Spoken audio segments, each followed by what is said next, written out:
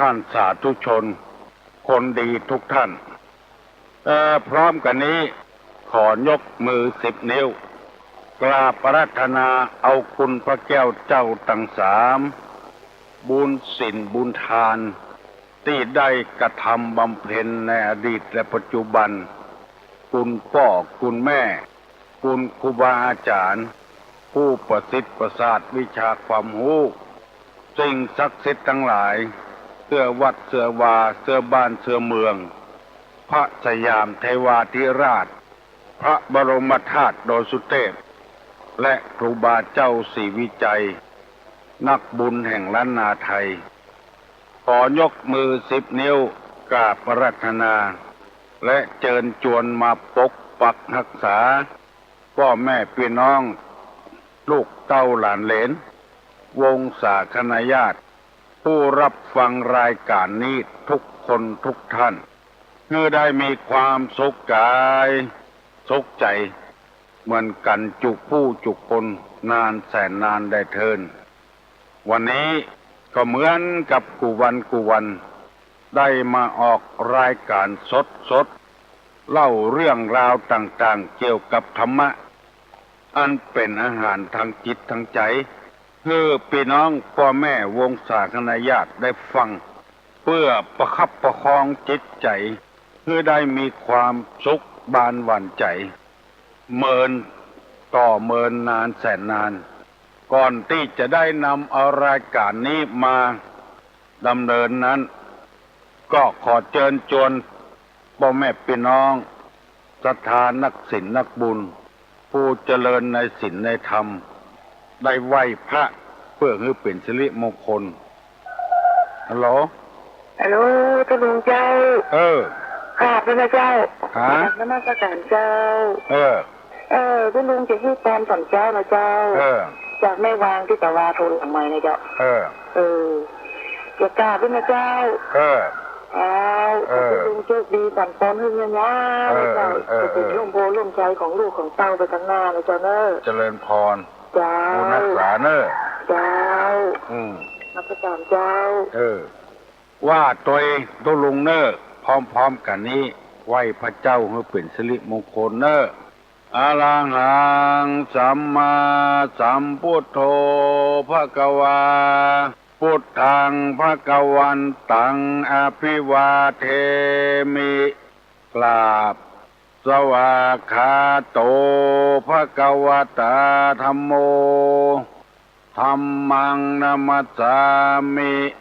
กราบสุปฏิปันโนภะคะวะโตสาวกสังโฆสังฆังนะมามิ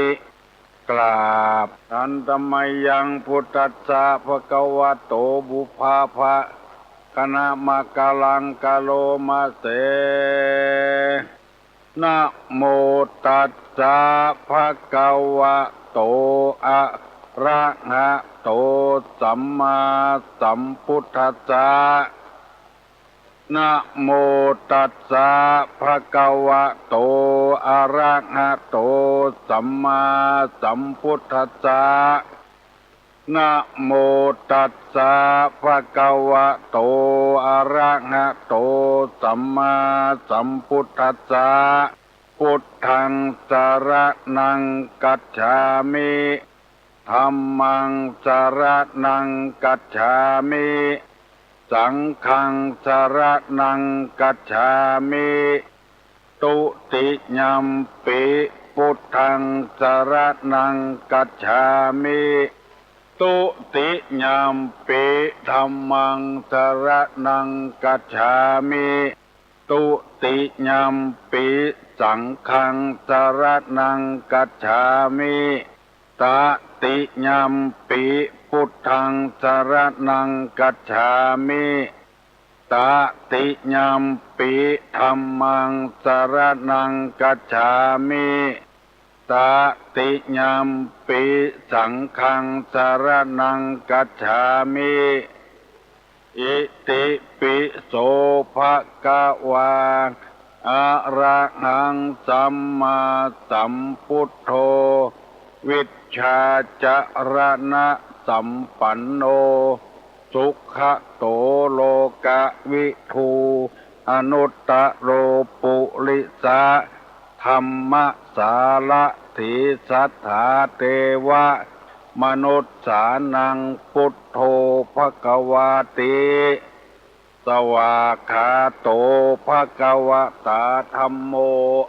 สันติติโกอากาลิโกเอหิปัสสิโกโอปัญญิโกปัจจัตตังเวทิตพโพวินโยหิติสุปฏิปันโนภะคะวะโตสาวกสังโฆอุจุปฏิปันโนภะคะวะโตสาวกสังโฆญาญาปฏิปันโนภะคะวะโตสาวกสังโฆสามิจิปฏิปันโนภะคะวะโตสาวกสังโฆญะติตังจัตตาลิปุริสะยุคานิอัฏฐะปุริสะปุคลาเอสะภะคะวะโตสาวกสังโฆอาหุไนโยปาหุไนโยทักขิไนโยอัญจลิกาลนิโยอนุตตะลังปุญญเขตังโลกัสสาติกราบหนึ่งกราบสองกราบสามโอ้สบายใจแล้วได้ไหว้พระเจ้าพระธรรมพระสงฆ์ความจริงยังมีแถมกุลพ่อกุลแม่กุลดินน้ำไฟลมสารพัดอย่างยังมีแถมนักหนาป้าป้านฮัลโหลครับคุณลุงครับเจ้าสถานีมันเป็นอย่างนั้นแหละฮะสถานีมันดับไปเป็นอย่างนั้นแหละป้นบัตรทายทอดกันฮะครับผมฟังคุณลุงว่านะครับไหวพระเตลุงครับตั้งป้นบัตรทายทอดเด้อก้าครับผมอยู่ไกลก็อยู่ที่เก่าในกับบ้านร่องนะครับบ้านร่องก็เข้าอ่ะครับผมบัดเดียวมันได้ยินเหรอได้ยินแล้วครับฟังถึงว่านะครับยินดีเนอะครับผมตรงนี้เนอะครับคุณพ่อคุณแม่คุณดินคุณน้ำคุณไฟคุณลมยังแถมนักอยู่ขอเจริญพรท่านผู้ฟังทั้งหลายถึงพระสงฆ์พระเจ้าโดยถึงพวกออกไม่ออกโดย30 นาทีแรกนี้6 โมงถึง6 โมงครึ่งจะได้นำเอาสุภาษิตกับพระธรรมในพุทธศาสนามาเสนอขอสัญญากับตุลุงสัก3 ข้อก่อนเนอะ1ถ้ายังบ่ถึง6 โมงครึ่งเตื้อบัดถ้าโทรมาเด้อเนอะเพราะว่าต่างวัดฝ่ายหินเปิ้นได้อัดเทปเอาไว้คือลูกคือหลานฟังแถมน้อยถ้ายังบ่ถึง6 โมงครึ่งฟังโทรศัพท์มาเด้อเนอะ2เกี่ยวปัญหาเกี่ยวกับการบ้านการเมืองก็ขอเว้นให้ก่อนถามมาตุลุงก็บ่ตอบละเพราะว่าวิทยุในชุมชนเพื่อจะให้คนได้ฟังธรรมปฏิบัติธรรมกันอยู่อย่างมีความสุข3ปัญหาเกี่ยวกับการครอบครัวเกี่ยวกับผัวกับเมียกับลูกกับเต้าเกี่ยวกับพ่อผัวแม่ผัวพ่อเมียแม่เมียอันนี้ก็ขอเมตตาเนาะเพราะว่ามันเป็นเรื่องส่วนตัวเรื่องในครอบครัวจะเอามาถามมาตอบในที่นี้มันจะเสียเวลาคนอื่นขอให้ถามเป็นปัญหาธรรมะธรรมโมแล้วความข้องใจการกินการต้านในอย่างหมู่เนี้ยคือได้มีความเข้าใจในเรื่องราวต่างๆหมู่นี้เป็นต้นวันนี้ตุลุงจะได้นำเอาคำที่โบราณเพิ่นว่ามาเสนอคือพี่น้องทั้งหลายฟังเพื่อเป็นคติเตือนอกเตือนใจโบราณเพิ่นว่าตามีหน้าพ่อหน้าบหันจำไว้เนอะตามีหน้าพ่อหน้าบหัน ความหมายนี้มีความลึกซึ้งมากสำหรับคนเฮากุคน เป็นจะได้เปิ้นถึงว่าตามีหน้าพอหน้าบหันตานี่จะอยู่ที่ใบหน้าของผู้คนบอกว่าของคนของสิ่งสารสัตว์ตานี่จะอยู่บนหน้าแต่ว่าพอหน้าบหันคือหมายความว่าพอหน้าตัวเก่าบหันความหมายนี้คือคนเฮานี่ไปพอกับความผิดของคนอื่นความผิดของตัวก็จัดนักแล้วบอกพ่อตัวเก่าเป็นจะใดเปิ้นถึงว่าคือเฮาอย่างอั้นเฮาบ่ได้หันหน้าตัวเก่าข้อนี้นั้นเปิ้นแปลงมาว่าคือเฮาพ่อตัวเก่าเฮาอย่าพ้องเฮามีความผิดที่ไหนเฮามีความบดีที่ไหนเมื่อเฮาพ่อตัวเก่ามองตัวเก่าแล้วบางทีเฮาอาจจะมีความผิดอยู่พ้องความบดีอยู่พ้องเปิ้นถึงว่าคือเฮาไปพอเปิ้นอย่างเดียวบ่พอตัวเก่ามันจะมืดมิดมันจะบ่ฮู้จักทางแก้ไขตัวเก่าคือพ่อตัวเก่า โดยการส่องกระจกบ้านเฮาว่าแงงแว่นพ่อตัวเก่าอย่าพ้องที่เปิ้นว่าตักน้ำใส่กะโหลกทั้งโงกดูหน้าตัวเองบ้างเฮาจะได้ฮู้ว่าหน้าเฮาเป็นจะใดไปพอเปิ้นมาหน้าบุดหน้าเบี้ยวหน้าบิดหน้าบ่งามบ่ดีในทางพระพุทธศาสนาเปิ้นว่าตนนั่นแหละเป็นที่พึ่งของตนตนเองติเตียนตนเองได้อันนั้นชื่อว่าจะเป็นคนดีเมาไปกล้าว่าให้คนอื่นติเตียนคนอื่นคนนั้นก็บ่ดีคนนี้ก็บ่ดีและตัวเองบ่พอหน้าตัวเองพ้องว่าตัวเองบ่ดีที่ไหนบ่ได้พอตัวเก่ากรรมโบราณเปิ้นว่าจะอีตามีหน้าพอหน้าบ่หันบ่พอตัวเก่ารับไปว่าให้เปิ้นติเปิ้นว่าฟ้อนบ่จ้างปฏิแผ่นดินแผ่นดินห้องแผ่นดินเงียงตัวมีความผิดบ่ได้สำนึกตัวเก่าในพระพุทธศาสนานี่สอนให้ตัวเองติตัวเองที่มีกรรมที่ว่าตัวเราเองติเตียนตัวเราเองโดยศีลได้หรือไม่ถ้าตัวเองยังติตัวเองได้โดยศีลขาดศีลขาดธรรมก็ไปฟังว่าให้คนอื่นเด้อว่าให้ตัวเก่านักแก้ไขตัวเก่าปรับปรุงตัวเก่าซ้อมตัวเก่าที่ตุลงนำมาเสนอนี้บ่ได้ว่าคือไผคือผู้ตามธรรมในทางพระพุทธศาสนาเมื่อคนเฮาพอหน้าตัวเก่าติเตียนตัวเก่าโดยศีลแล้วถ้าติบ่ได้แล้วก็เอาไปว่าคือคนอื่นได้ถ้ายังติได้อยู่คัดข้องอยู่กับเหมือนกับสินค้าที่มันบ่ดี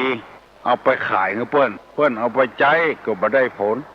ตัวเองยังบ่ดีปอเตื้อรับไปว่าให้คนอื่นมันก็บ่ได้ผลเพราะฉะนั้นจึงขอฝากคติธรรมนี้ไว้ให้แก่พี่น้องลูกเต้าหลานเหลนวงศาคณาญาติปัญหาที่ถามมาคนที่ถามปัญหามานั้นมันมีเหตุอยู่5 อย่าง1ถามเพราะบ่ฮู้เพราะหลงเพราะลืมอันนี้ก็ถามมาเถอะ เพราะบ่ฮู้แต่น่ะบ่ได้เรียนบ่ได้ฟัง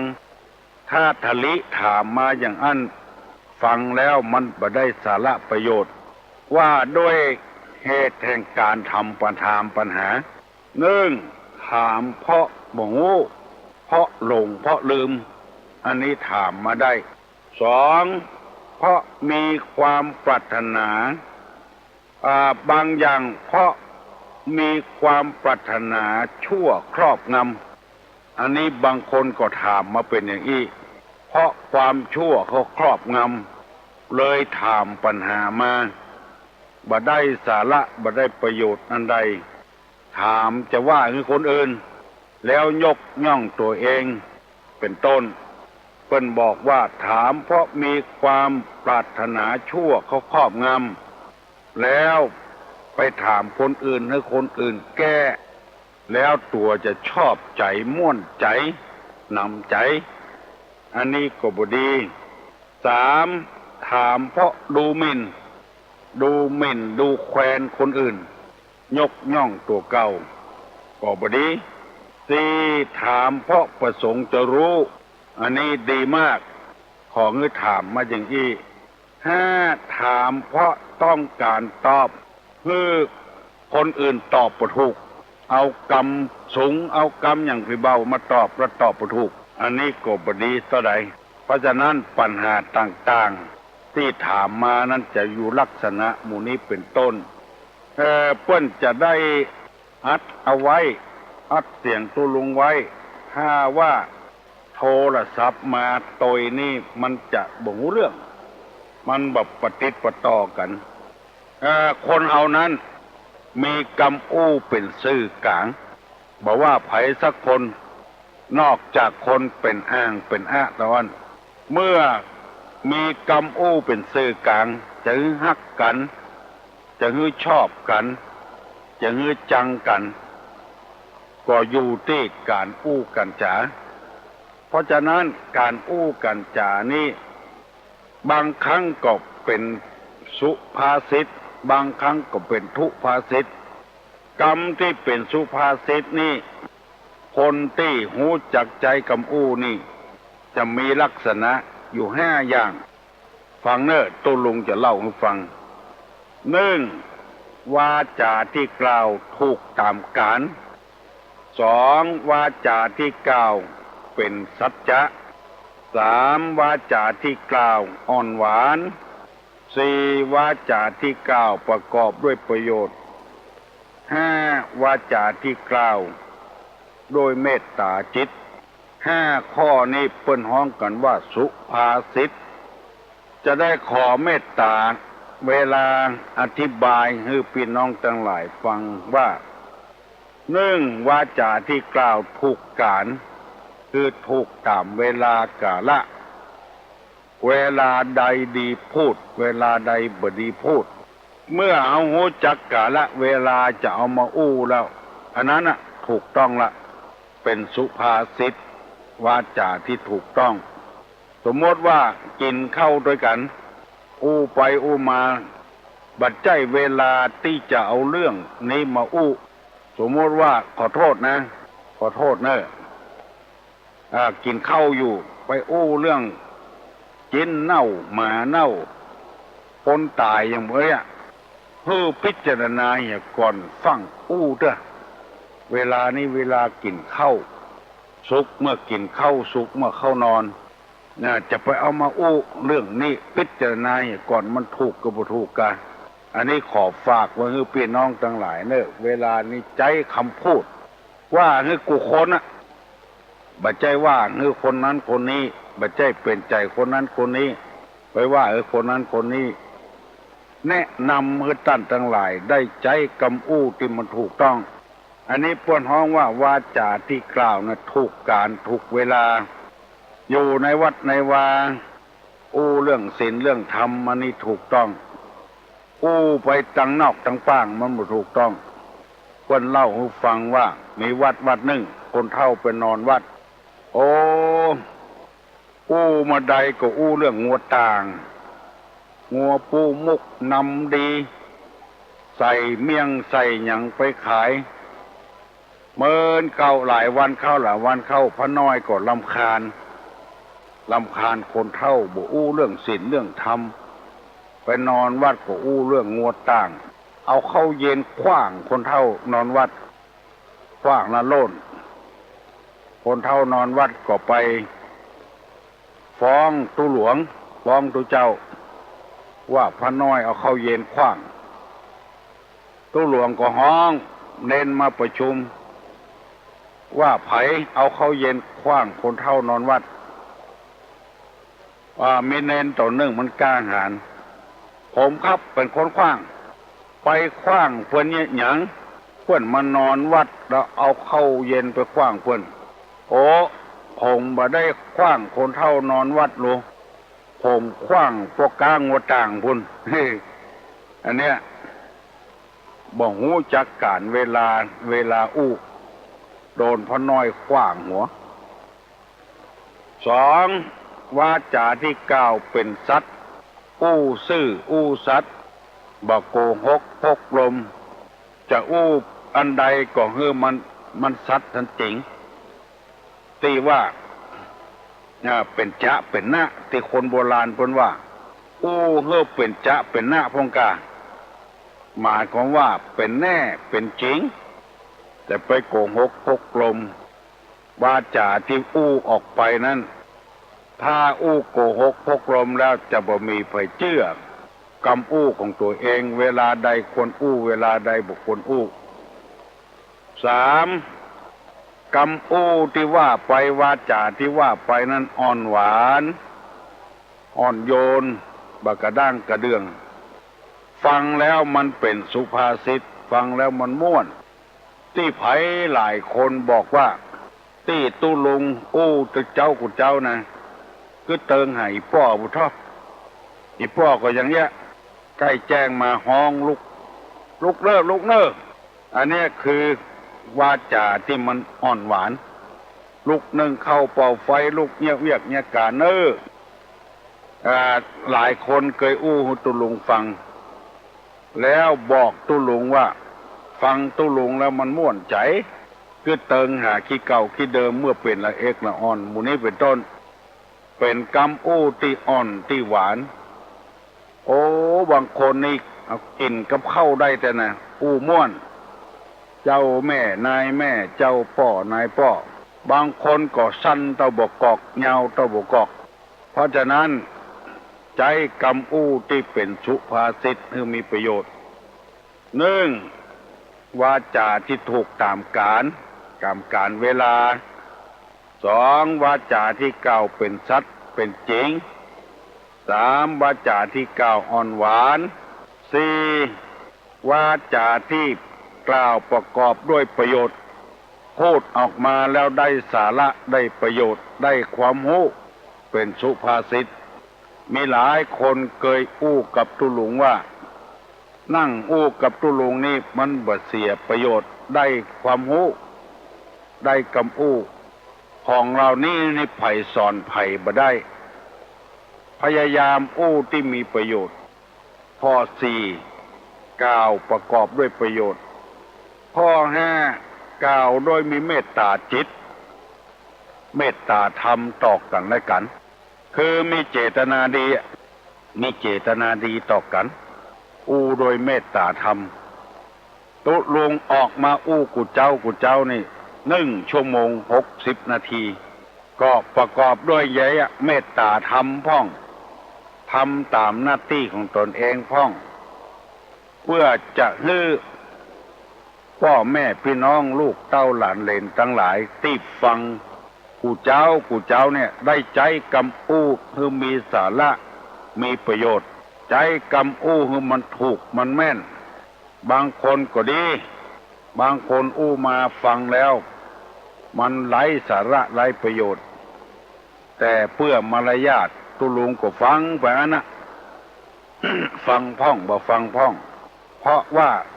บ่ถูกตามการถูกตามเวลากรรมบางกรรมก็บ่ควรดีจะเอามาอู้ฮือตุเจ้าฟังเป็นกรรมเจ้าบ้านโดยทั่วไปแต่เพื่อมารยาทตุลุงก็ฟังไปเรื่อยๆเพราะฉะนั้นที่ว่ามานี้บ่ได้ว่าฮือไผเนอคือพยายามพิจารณาเอาคนเดียวอันใดมีประโยชน์ก็ว่ามาอันใดที่ไร้สาระไร้ประโยชน์ก็บ่ทว่ามาว่าไปแล้วมันเสียเวลา บางทีเราฟังนักเทศน์บ่เข้าหาสาระสักเตื้อวนเวียนเนี่ยบางคนก็รำคาญลุกหนีไปอย่างก็มีเพราะว่าบ่ใจวาจานี่เป็นประโยชน์ขอขอบคุณยินดีทุกคนที่ฟังกรรมกันที่บ่ได้โทรมาหาก่อนล่วงหน้าบัดเดี๋ยวนี้มัน6 โมงครึ่งป่ายแล้วไผ่ที่ยังบ่ลุกก็หูลุกเลย เป็นวันพัดเป็นวันศุกร์จะต้องไปเนี่ยเวียกเนี่ยการก่อนตื่นเจ้าลุกเจ้านี่มันได้ประโยชน์เมื่อค่ำเมื่อคืนนอนมันฮ้อนเหงื่อใครไหลลุกมาอาบน้ำอาบท่าให้มันสดชื่นหัวใจฟังเทศน์ฟังธรรมประเดี๋ยวนี้บ้านเมืองเฮานี่ส่อไปในทางที่โล่งอกโล่งใจนะไปต่างใดก็ฟังวิทยุก็มีการเทศน์ธรรมะธรรมโมขออนุญาตรับสายสักกำนึฮัลโหลรุดไปเหี่ยแล้ว121-058 โทรมาทำไมเนอะบัดเดี๋ยวนี้มัน6 โมงเกินฝ่ายแล้วลูกเนอะลูกหลานเลยเอ้ย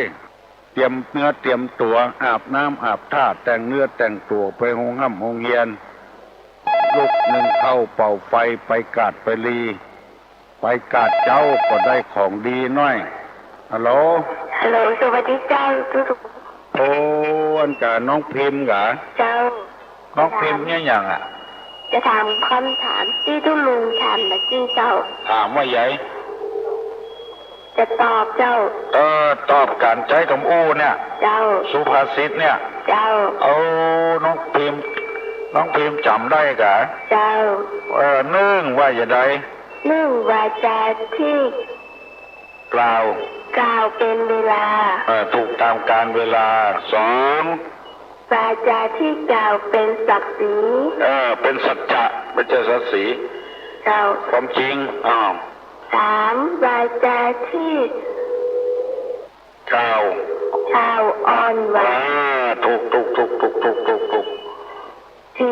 วาจาที่กล่าวประกอบด้วยประโยชน์เก่ง5วาจาที่กล่าวเมตตาด้วยเมตตาจิตด้วยเมตตาจิตน้องพิมพ์จดไว้เนอะเจ้า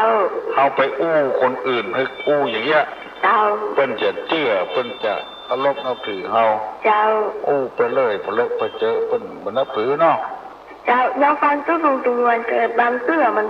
กดเบิดตันเจ้าบัดตันเพิ่นเนาะเจ้ายินดีนะน้องเนอะเจ้า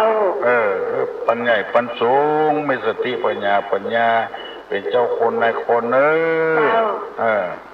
ยินดีแต่ลูกเต้าหลานเลนโทรศัพท์มาหาคุณลุงเอาเลยฮัลโหลครับสวัสดีครับอันพระอาจารย์อันเทศนาได้ดีมากนะครับผมขอกราบอนุโมทนาบุญโดยนะครับพยายามปฏิบัติตามรักนั่นเนาะครับผมอยู่จำตะเหินครับที่บ้านทาสารานะครับอำเภอแม่ทานะครับลำพูนครับอำเภอแม่ทาปุ้นครับจำตะเหินปุ้นครับได้ยินชัดบ่ได้ยินชัดเจนครับเห็นผมก็ส่วนเจ้านี่ก็ได้ยินมาหลายเจ้าครับก็ได้ยินตุ้ลุงเป็นอู้ดีนะครับเนาะก็สอนเป็นทั้งหลายมีสติอย่างนี้ครับเตือนสติกันเนาะครับผมก็ฟังผมก็ตู้ประกอบดีมากๆเลยนะครับก็เลยพอดีไม้นี่บัดดีครับก็เลยขีดเส้นไว้เอาวัดอยู่ตรงถาดเลยนี่เพราะว่าไม้ตีตรงหมุนน่ะเสียครับก็เลยใช้อันนะครับขี่ม้าขี่ด้วยครับพระเจ้าก็จะฟังตัวลุงครับคุณเจ้าครับขีดไว้เนาะครับยินดีขออนุโมทนาตัวลุงตัวนี้ครับการแนะนำให้เปิ่นเกิดประโยชน์นะครับผมก็จะฟังคำตุลุงนะครับแล้วก็จะนำสิ่งที่ตุลุงได้บอกได้กล่าวมาปฏิบัติครับครับยินดีนะครับผมบุญนักษาเนี่ยครับผมกราบนมัสการนะครับเจริญพรดีมากฮัลโหลครับตุลุงครับได้วันนี้ตอบปัญหาว่าน้องพิมพ์ตอบไปนะครับตอบไปแล้วว่าจ้าอ่อนหวานอย่างไรครับจำได้กูกำก่อนครับ แต่ว่าน้องพิมพ์ตอบไปอย่างก่อนเนาะ ครับ อยู่ไกลก็นี่ ฮะ อยู่ไกลก็อยู่ไหน อยู่บ้านล่องครับ ร้องขอเข้าอ่ะ ครับผม อันจะเก่าแน่เนาะ ครับ วันที่เช้าถึงวัน26เนาะ ครับผม มีปอยหลงเนาะ ครับผม ปอยหลงจะลองวิหารลองของเข้า ครับ ยินดีนะไอ้เนอะ ครับผม บัดตันละอ่อนสักคำเนาะโชคดีเนอะโชคดีเนอะโชคดีเนอะคือเฮาอู้กันซื่อๆนี่มันเป็นหน้าที่ที่จะต้องเทศนาธรรมโปรดญาติโปรดโยมทั้งหลายเพื่อให้มีความเข้าอกเข้าใจอู้กันลงทรงกันป้อระหว่างผัวเมียกับพ่อแม่ลูกเต้าหลานเหลนอยู่ในวัดเยาวาอยู่ในบ้านในจองก้าวกรรมพรุษวาสแท้แต่กันนี้มันบ่ม่วนฟังแล้วมันบ่ม่วนโหฮัลโหลครับธรรมสการครับเจริญพรตุหลันตุประสังครับผม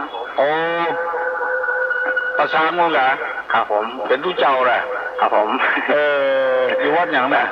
ฟังตั้งแต่เป็นละอ่อนแล้วครับวัดพระนอนม่อนจางครับปุ้งอะครับผมตำบลอย่างน่ะบ้านแรงตำบลมะกอกครับตำบลมะกอกได้ยินนั้นเสียงมันหอนลงไปนะครับเนาะรีวิทยุหน่อยเนี่ยตอนนี้ผมก่อนเปิดเสียงตามสายครับอันบอกครับผมเพิ่นฟังกันนักก็ตำบ้านน่าจะนักอยู่ครับอันบัดนี้ก็อันให้บอกอันคนที่โทรเข้ามานะครับเนาะอันวิทยุรีวิทยุเนาะเขาเสียงมันก้องเอาไว้เนาะฟังแล้วก็แจบแก้วหูเหมือนกันครับเปิดเสียงจำสายครับผมเพื่อจะบ้านฟังแหละครับผมเปิดในวัดนะครับแต่ก็คงจะได้ยินออกไปข้างนอกอยู่บ่ฮื้อเปิ้นดังแก่เนาะอันส่วนมากเนี่ยเนาะที่เปิ้นผู้สอบก็มีน่ะครับผมมีว่าส่วนมากก็จะเช่าครับได้ยินมาก็เข้าท่าคำสอนทุกอย่างนะครับมันเข้าท่าเนาะแบบบักเก่าแบบประเดิมให้ฟังจัดเมื่อครับได้คือเตือนหาตรงที่ตุลุงบุสบายนะครับตอนนี้สบายดีแล้วเนาะก็พอใจได้นะพอใจได้ไปอย่างมาทั้งวันเนาะครับผมมันเป็นหน้าที่ของตุลุงละครับจะต้องทำอายุคนนักละเนี่ยการอย่างก็ได้แล้วโลกหน้าที่ถึงวันนี้ก็คือเลขาทำเนี่ยเอาก็ออกอากาศเสียอากาศเนาะครับผมจะเป็นที่พึ่งให้กับลูกกับหลานต่อไปครับจะพยายามเนาะครับผมครับขอบคุณนะครับครับโชคดีนะครับครับผมครับยินดีเนอะผู้เจ้าต้องปัดสร้างบุญแห่งซ้ำยินดีกับผู้คนฮัลโหลการนมัสการท่านลุงเจ้าโทรมาจากหางดงเจ้าหางดงมั้งกะเจ้าวันนี้ตุลุงมาไอเนาะวันนี้มาไอวันนั้นอินดูตุลุงเลยเลยไปโทรวันนั้นน่ะเจ้าอยากจะถามปัญหาน้องป๊อปน้องแอมอย่างวันนั้นนะถามปัญหาน้องป๊อปน้องแอมน้องบิวเจ้าน้องพิมพ์เนาะเจ้าสมัยพุทธกาลน้องพุทธเจ้าแล้วเจ้าที่นอนถามปัญหากาเจ้าสมัยพระพุทธการเจ้าพระพุทธเจ้าแล้วเจ้าจะถามว่าใหญ่ที่นอนถามปัญหากาว่าอะไรใหญ่กว่าความใหญ่ทั้งปวงอะไรใหญ่กว่าความใหญ่ทั้งปวงอะไรเจ้าใหญ่กว่าความใหญ่ทั้งปวงเจ้าทั้งหลายทั้งปวงทั้งหลายทั้งปวงจะเอาวันละข้อวันละไว้ให้คนอื่นข้างนอกเจ้าบ้านไหนนี่ประมากทางประมากเจ้าทางโรงเนาะเจ้าประมากคนอะไรเนาะฮะคนอะไรเจ้าคนอะไรอยู่ห้องยาอยู่เจ้าห้องยาประสาทคุณเจ้าอยู่ประสาทเจ้าเป็นประสาทเห็นละเจ้าอันตุลุงเจ้าวันที่14จะไปถ้าแบบ4 หอยวันการตุลุงอยู่วัดนอกวันการเจ้าวันการวันพัดวันเสาร์วันอาทิตย์อยู่เจ้าอันจะแปนที่เปิ่นไปตานเตือนจนกันไปตานจะแปนมาเว่นะเจ้าวันการจับวันนี้ตุลุงก็จะไปพระวัดเหมือนกันนะเนี่ยตุลุงถ้าได้ยินนั้นที่เปิ่นได้ใบกุศลเปิ่นว่า แต่งหารเรื่อง10 ล้านเจ้าดิข้าหอน 40แต่ว่าเจ้า40กว่าล้าน40 กว่าล้านโอ้ไปพอได้เหมือนกันอยู่บนดอยบุอยู่บนป่าบนเมฆคุณอ่ะอ๋ออันตุลุงเจ้าโอ้นืดตุลุงเจ้าบัดเดือตางดีแล้วเจ้าคนตางดีคนลาดแล้วเจ้าเป็นลาดยางขึ้นมาเสือบนดอยบนโอ้ไปเมื่อก่อนนี่พอโทแค่เป็นคูนหมดอ่ะประเดี๋ยวสบายเจ้าตุลุงไปวันใดเจ้าตอนนั้นนะให้เป็นว่างการนั่นนะเป็นมี6 วันด้วยกันนะเจ้า6-7 วันก่อน7 วัน7 คืนก่อนโดนตีกันกูคันแม่ไปปุ้นเลยแม่นเหรอเป็นกึดใหญ่กึดโตเนอะ40 ล้านก่อนไปพอด้วยผมคิงลูกนี้เนี่ย40 ล้านมันคือจานละเจ้ามันก็จานเดียวแต่ว่ามันงามน่ะไปหันภาษาที่เป็นว่าบนนั้นบนฟ้าน่ะเจ้าไปพอด้วยอย่างนั้นที่ปานเห็นจ้ะแล้วมันอยู่แคมปิ้งเจ้าไปอยู่ที่พระบาทอยู่แคมปิ้งนี่ก็ขึ้นสวรรค์ที่ปานที่วัดล่มหลวงอันนั้นเรือนั้นกันเนาะเหลือนั่นก่อนกันแหละกันไปตาแล้วจะมาแวะว่าตุลุงท่านจะไปไว้วันใหม่ก็ได้เนาะมาได้ก็ได้เจ้าบอกกันอีกก็ได้เจ้าถ้าไปตาเดียวกันเขาว่ามันได้3 วัดอ่ะเพื่อนเนาะตุลุงเนาะจัดการเจ้าจบเลยเนอะบุญรักษากูคน121-058ดีอกดีใจพระบาท4หอยเพิ่นมีวันงาน7 วัน 7 คืนก่อนไปใครไปก็ไปเนอะดีใจหลายเส้นหลายสายโทรศัพท์มาคุณลุงเป็นญาติธรรมเป็นพี่น้องกันจัดก่อนพี่น้องในทางธรรมฮัลโหลสวัสดีเจ้าทางตุลุงตัววันนะเจ้ามีประโยชน์มีประโยชน์แหละเจ้าได้สาระกูกรรมไหมได้สาระกูกรรมได้สาระเจ้าฟังกันตึงหมดเลยเจ้ามันเหมือนมีพ่อมีแม่ใกล้มีสอนใจตึงวันนะเจ้าเนาะเดี๋ยวนี้พ่อแม่บ่ได้สอนลูกเนาะเอาตัวตุลุงเนี่ยเนาะเอากรรมตุลุงเนี่ยกะจูเอากรรมตุลุงเนี่ยเนาะมันดีกูอย่างอ่ะจ้ะมันมีที่ไหนอ่ะจ้ะมันได้ยินติตุลุงเนี่ยทีเดียวอ่ะตุลุงนะชัดเจนดีบ่เจ้าชัดดีแล้วเจ้าที่ไหนฮะน่ะอยู่ในเวียงเนี่ยเจ้าในเวียงนี่บ่ได้เจ้าฟังกันมันม่วนน่ะซึ่งมาไปไหนถ้าตุลุงบ่จบนะฟังตุลุงเนี่ยตุเจ้าด็อกเตอร์ฝ่ายหญิงเพื่อนไทยทอดเอาไปทำกรรมเนาะก็สถานีวัดนี่มันบัดถึงเพื่อนไทยทอดทำกรรมเพื่อว่ามันดีอ่ะเจ้าฟังตุลุงเนี่ยฟังไปเรื่อยๆเนอะฟังสดๆอย่างเงี้ยม่วนดีสดๆอย่างเงี้ยกรรมมีประโยชน์ทางด้านน่ะกรรมศีลกรรมธรรมอ่ะยังกรรมเก่าเพิ่นว่าเนาะห้ามผัวบ่ป่นฝั่งห่มก้นเงียนเงามันได้แต่นะมันเหมือนละอ่อนมาเดียวด้วยคนเฒ่าคนแก่บางคนก็บ่เจงฮู้นะเจ้าแม่นเนาะกรรมเก่านี่มันดึงแน่นอนแท้ๆแม่บ่ได้สอนได้สั่งเจ้าข้ามผัวก้นฝั่งห่มก้นเงียนเงาเนาะตัวข้าวข้ามผัวบ่ป่นฝั่งห่มก้นเงียนเงาตัวบ่พอตัวก่อนแล้วก็ด่าคนอื่นนี่เจ้าแม่นเนาะแต่มีหน้าผัวหน้าบ่หันเจ้านั่นเนาะยังจะเกิดกับตัวของหูวันทั้งหน้าก็ว่าให้เปิ่นว่าเนี่ยเป็นเล่าขัวไอ้ก่อนเนาะไม่ขัวฮักไม่เห็นได้บ่ได้ละไปมันได้ละตกน้ำบ่ล่ะยังบัดตันอย่างเอ็นไปก่อนละเนาะก็ฟังบัดตันนั่งฟังเหยียดแข้งนี่เนาะนั่นจ้ะน่ะข้ามหัวหมูกุ้นมันฮักก็ตกลงคุณน้ำก็มีที่เกาะที่กำเนี่ยแม่นเนาะเพราะว่าบัดจางก็ตายแล้วเนาะโอ้ดีน้ำตายอ่ะตาโอ้ตาใจจ้ะหมดใจเนาะตุลุงเสียนะเจ้าสวัสดีเจ้าคุณนักษาเนอะดีมากเอาฮัลโหลการทำข้าวลุงไฟตอบก็ได้เนอะปัญหานี้นะลืมแล้วก้ากันเดียวกันเนอะใหญ่อะไรใหญ่กว่าความใหญ่ทั้งปวงทั้งหลายสมัยพุทธกาล นอนมาถามปัญหากาเจ้า นอนทำปัญหากับกา เจ้า อะไรใหญ่ กว่าความใหญ่ทั้งปวง ก็อะไรใหญ่กว่าความใหญ่ทั้งปวง เจ้า คนอื่นตอบก็ได้เจ้า ไปตอบได้ตอบมาเนิ่นเนาะ ปัญหาธรรมะเจ้า ปัญหาธรรมะ เจ้า จะบุญรักษาเนอะยินดี อะไรใหญ่ยิ่งกว่าใหญ่ทั้งปวง ปัญหาธรรมะเช่นพุทธการน่ะฮัลโหล ขอนมัสการเจ้า น้องพิมพ์ น้องป๊อบ น้องป๊อบบ้านน้องต้น เจ้า ตอบเหรอ เจ้า ตอบไว้ไหน ความดีมันก็เจ้า ความดี เจ้า ใหญ่ยิ่งกว่าใหญ่ทั้งปวงเนาะ เจ้า กันเดียวจะได้ถามพวกเปิ้ลติดต่อมาเมื่อกี้นะถามเมื่อกี้นะเนาะ เจ้า ถูกหัวเนาะถูกหัวเนาะเอายินดีเนอะใหญ่ยิ่งกว่าใหญ่ทั้งปวงน้องป๊อบตอบว่าความดี ยิ่งใหญ่ที่สุดและเจ้าของปัญหาจะตอบว่าอีกใดหัวเนาะแล้วใครจะตอบแถมเพิ่นว่าน้องอามน้อง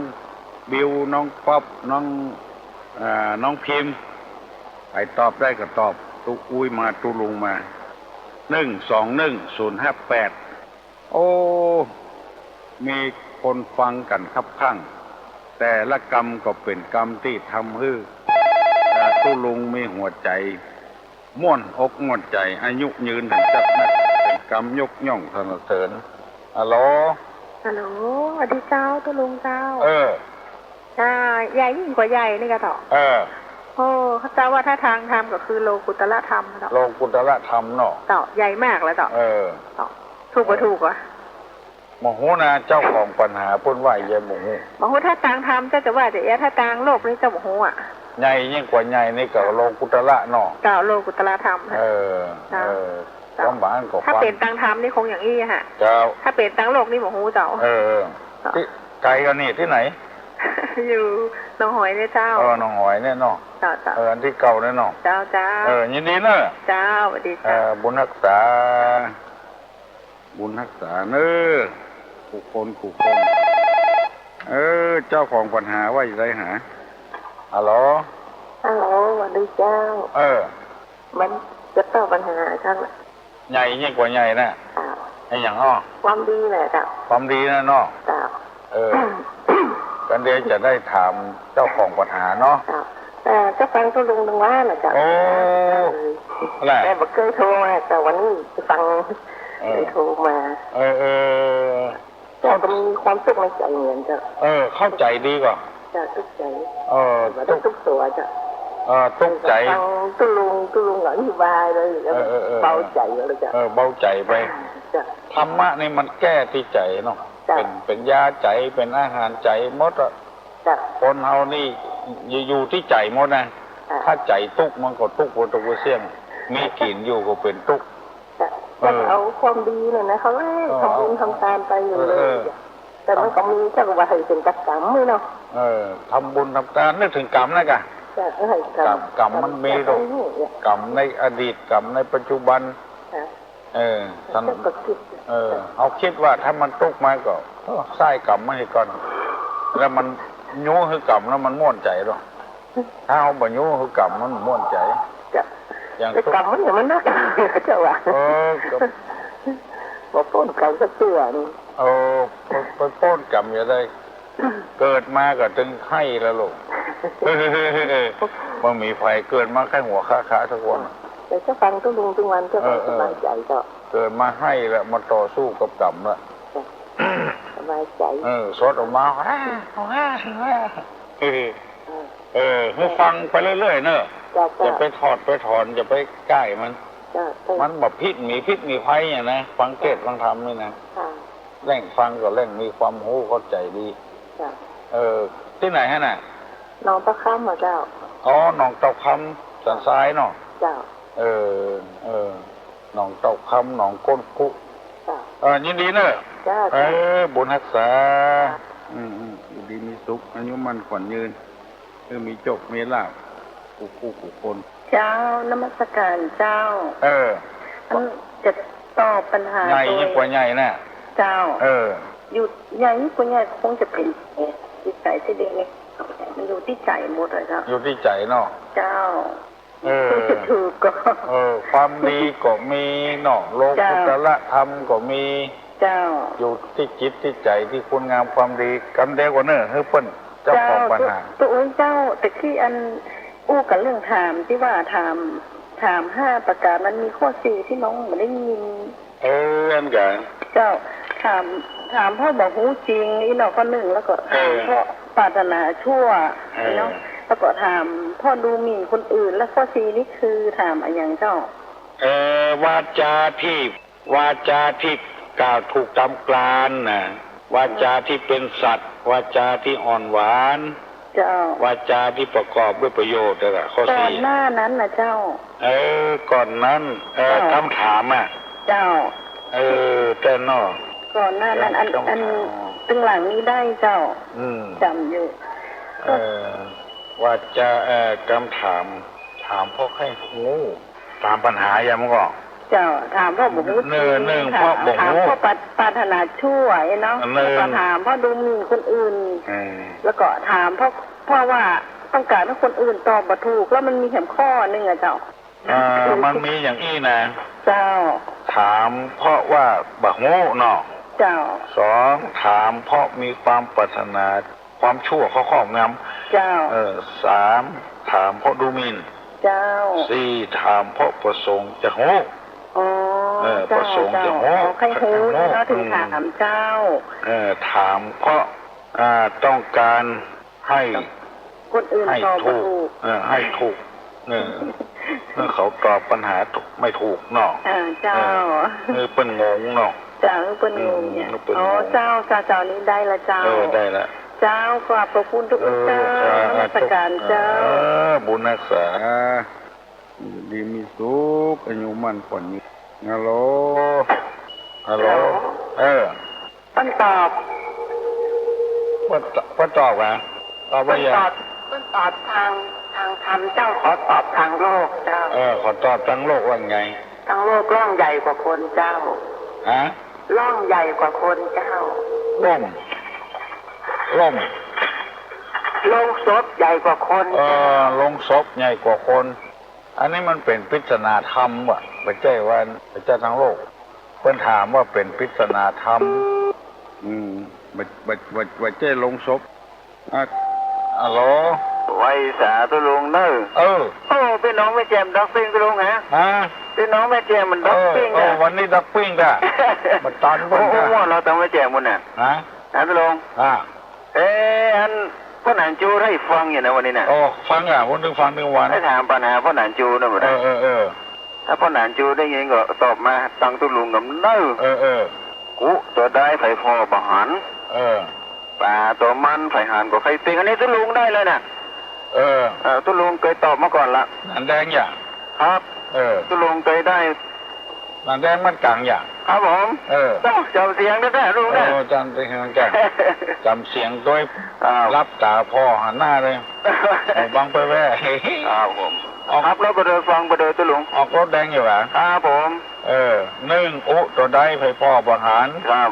2ปลาตัวใดปลาตัวมันกันปลาตัวมันไผ่หางตัวไข่ติ้งอันนี้ตุลุงเคยตอบมาก่อนตู้จับอกจับใจถูกต้องอันนี้พ่อหนานจูเนี่ยมันฟังนั่งฟังครับเดี๋ยวเนี่ยนั่งฟังกันนั่งฟังวันจริงยืนน่ะไว้สายตุลุงนะครับโชคดีนะหนานครับผมสวัสดีครับสวัสดีครับพ่อหนานจูตอบมา7 โมงละอันเดียวตุลุงจะได้ไปปะตุเจ้าเปิ้นเข้ากรรมฐานเปิ้นมาปฏิบัติธรรมที่วัดดอยน้อยแม่สาพ่อหนานจูได้ยินเหรอฮะอุตัวใดไผ่พ่อประหารปลาตัวใดไผ่ก็ให้ปิ้งไอ้อย่างลืมไปละก็ว่าไผ่ตอบได้ตอบมากันเดี๋ยวตุลุงจะไปละ การใหญ่ยิ่งกว่าใหญ่นั่นก็มีไผ่ตอบสักคนเด้อเอาละไว้วันหน้าก็นอกมันมีไผ่ตอบยังมามาอู้มาฮัลโหลนมัสการเจ้าตุลุงตอบปัญหาเจ้าตอบปัญหาไว้ไหนแต่ว่าโลตละก็จะมาแจ้ของอันลุงจูนะเจ้าแต่ว่าจิตก็เจ้าใหญ่กว่าเนาะเจ้าสติปัญญาเจ้าเจ้าของปัญหาดักปิ้งนะบัดตอบว่าใหญ่ นั่นก็เจ้ามันเปิ้นถามอ่ะไม่ใช่คำถามตุลุงอ่ะอ๋อใครเจ้ากันเดียวคือเปิ้นตอบดีกว่าน้องเจ้ากี้ก็โทรมาอ่ะมาใช่เจ้าอันนี้ใหม่เจ้าอันนี้ใหม่เหรอเจ้าเคยโทรกันเตี้ยนะเจ้าที่ไหนอ่ะอยู่ดันใจเจ้าดันใจประแดดนะเจ้าอ๋อพุ่นเหรอเจ้าดันใจประแดดพุ่นก่อนฟังชัดเลยชัดดีอ่ะเจ้ายินดีเนอะเจ้าบุญรักษาเจ้าสวัสดีป้นอ่านจูก่อนเนอะแล้วเจ้าของปัญหาใหญ่ยิ่งกว่าใหญ่นั้นก็ตอบมาเนอะป้นอ่านจูตอบได้ก็ตอบมาเนอะถ้าไผ่บัดตอบบอกว่าจะได้ตุลุงกดอย่างนี้ย่างให้ก่อนนะเอาว่าถามคำฮัลโหลค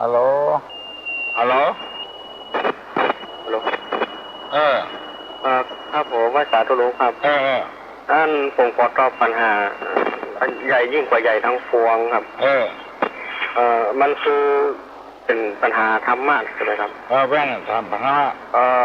ที่ว่าใหญ่ยิ่งกว่าใหญ่ทั้งพวงก็คือ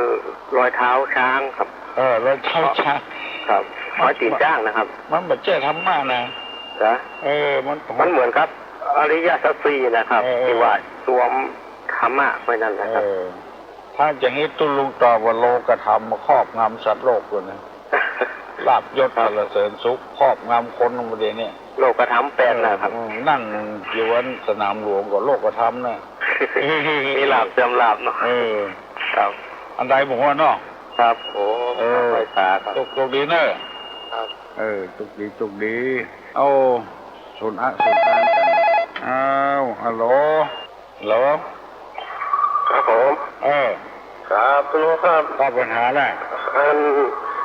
ครับตอบปัญหาก็เหมือนกับที่มันว่าตะกี้เนาะลงเป็นละอันนะครับแล้วก็ยุติใจครับสองอย่างยุติใจเนาะครับแล้วก็